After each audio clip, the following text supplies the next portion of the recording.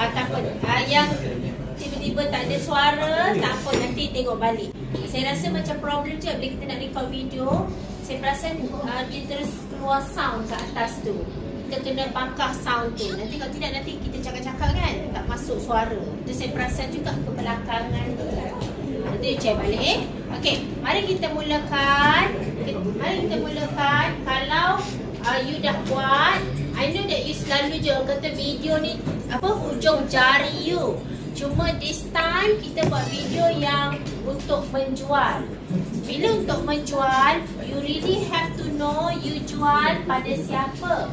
Jadi saya ada bagi tahu yang kalau you nak servis aircon dekat sekolah, untuk you mesti imagine pengetua yang tengok video you, pegawai yang tengok video you, cikgu ataupun office person yang tengok video you. Jadi you tak boleh cakap korang.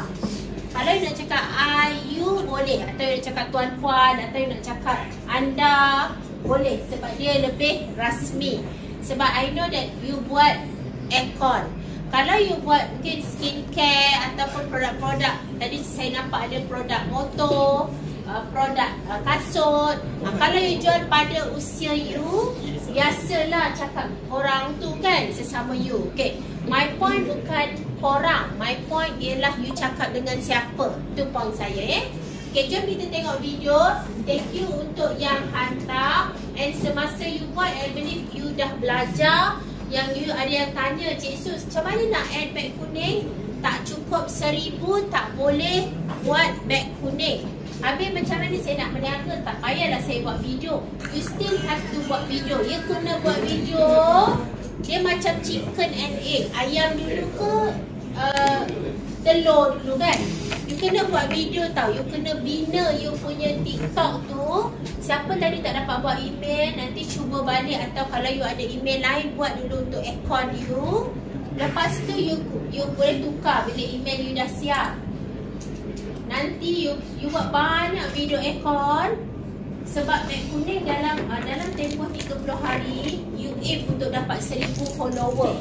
Kalau you dapat follower lebih 1000 dalam 30 hari ni, sampai sebelum hujung bulan 9, you boleh tambah beg kuning dekat video yang dah lepas.